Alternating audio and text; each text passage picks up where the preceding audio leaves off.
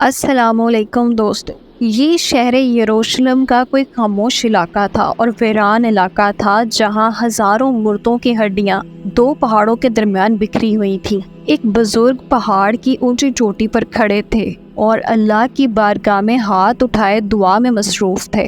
ہر مخلوق اس منظر کو حیرت زدہ ہو کر دیکھ رہی تھی کہ اچانک ہواؤں میں خنکی بڑھنے لگی اور میدان میں بکھری ہڈیاں حرکت میں آنے لگی۔ ان بسیدہ ہڈیوں میں گویا جان آ گئی اور وہ آپس میں جڑنے لگی۔ موت کی یہ خوفناک وادی میں ایسا کیا ہوا جو قوم بنی اسرائیل کے لیے عبرت کا نشان بن گئی؟ وہ لوگ کون تھے اور وہ ولی کون تھا جن کی دعا سے یہ معجزہ پیش آیا؟ آج ہم اس ویڈیو میں حضرت حزقیل علیہ السلام اور موت کی وادی کے اس قرآنی واقعے کو تفصیل سے جانیں گے۔ حضرت حزقیل علیہ السلام ایک نیک، صابر اور برگزیدہ نبی تھے۔ حضرت حزقیل کے والد کا نام بوہی کاہن تھا، جبکہ بعض نے لکھا کہ آپ حضرت جرمنیہ علیہ السلام کے بیٹے تھے۔ عبرانی زبان میں کبریا کا مطلب اللہ کی قدرت کے ہوتے ہیں۔ بعض علماء نے قرآن مجید میں موجود نام ذوالکفیل کو ان کا دوسرا نام کہا گیا ہے۔ حضرت حزقیل کی بعثت کا زمانہ 622 قبل مسیح کا ہے۔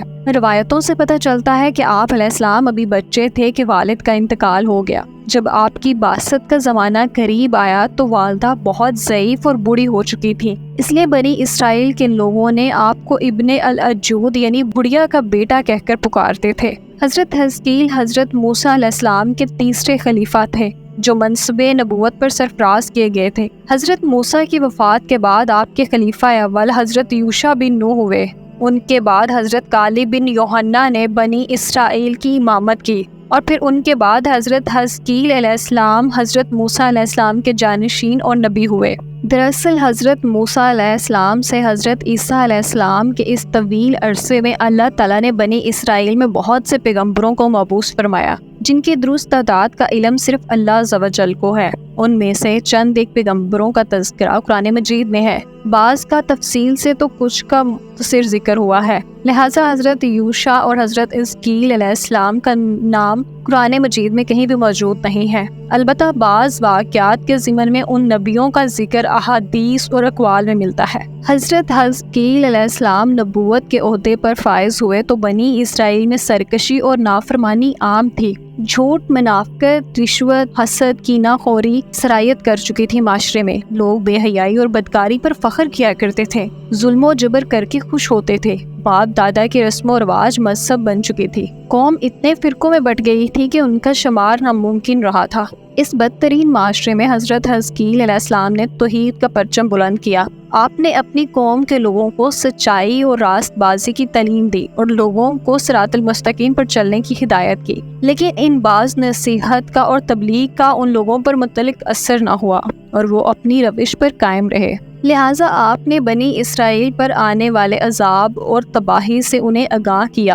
بائبل میں آپ سے منسوب صحیفہ حزقیل موجود ہے، جو بائبل کی آخری کتاب ہے۔ صحیفہ حزقیل میں آپ کی پیشن گوئی تفصیل سے موجود ہے۔ سن 550 قبل مسیح میں بابل کے بادشاہ بخت نصر نے بیت المقدس پر حملہ کر دیا، لہٰذا یہودی خوف زدہ ہو کر قلعہ بند ہو گئے۔ حضرت حزقیل علیہ السلام کا خیال تھا کہ بنی اسرائیل کی تباہی ان کے لیے بطور سزا اور سبق ہے جو کہ خدا کی طرف سے دی گئی ہے۔ آپ نے توبہ پر زور دیتے ہوئے اپنی قوم کے لوگوں سے کہا کہ توبہ کرو اور اپنی ساری بدکاریوں اور سے باز آ جاؤ۔ سارے برے کام جن کو کر کے تم گنہگار ہوتے ہو خود سے جدا کر کے پھینک دو اور اپنے لیے ایک نیا دین اور ایک نئی روح پیدا کرو۔ مہینوں تک یہ محاصرہ جاری رہا۔ آخر کار مور ہو کر لوگ شہر سے نکل کر بھاگ گئے۔ بخت نصر کی فوجوں نے ان کا تعاقب کر کے ان کو قتل کر دیا۔ پورا یروشلم خاک و خون سے لت پت ہو گیا۔ اسی دوران ایک ایسا واقعہ پیش آیا کہ جس سے بنی اسرائیل حیرت زدہ رہ گیا اور یہ واقعہ نشان عبرت بن گیا۔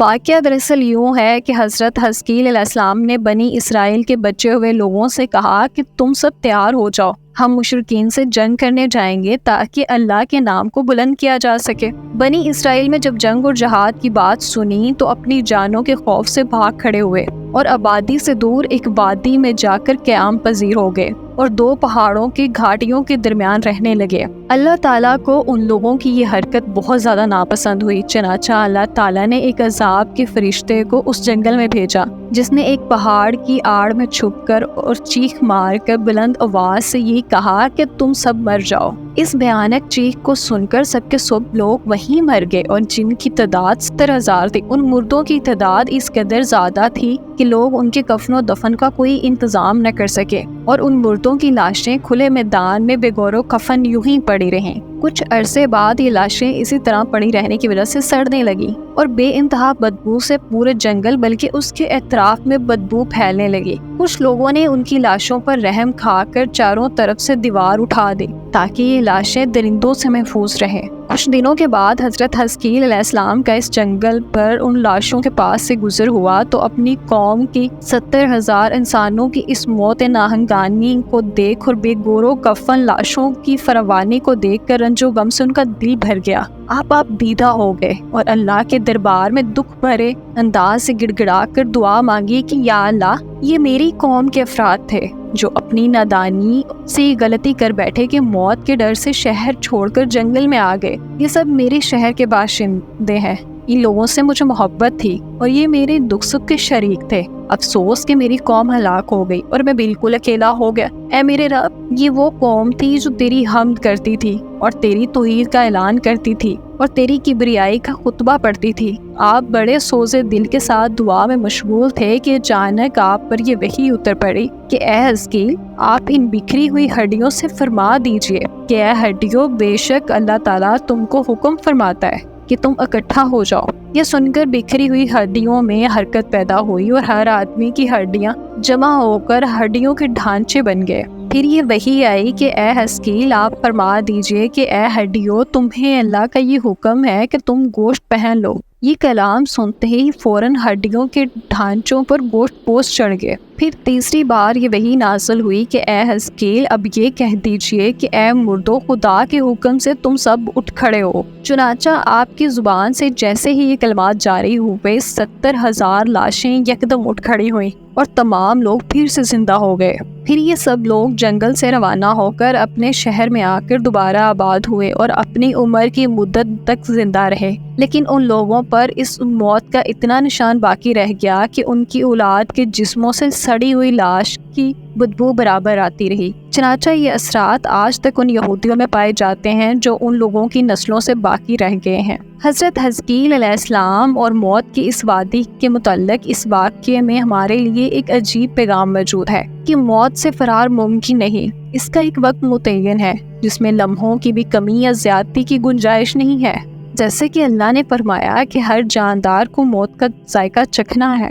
موت تو تقدیر حیات کے تابع ہے اور تقدیر الہی کے مقابلے میں کوئی تقدیر کاریگر نہیں ہو سکتی۔ سورۃ انعام میں اللہ تعالیٰ نے فرمایا، تم جہاں بھی جاؤ گے وقت مقررہ پر موت تمہیں جا پکڑے گی، چاہے تم مضبوط قلعوں میں ہی کیوں نہ رہ لو۔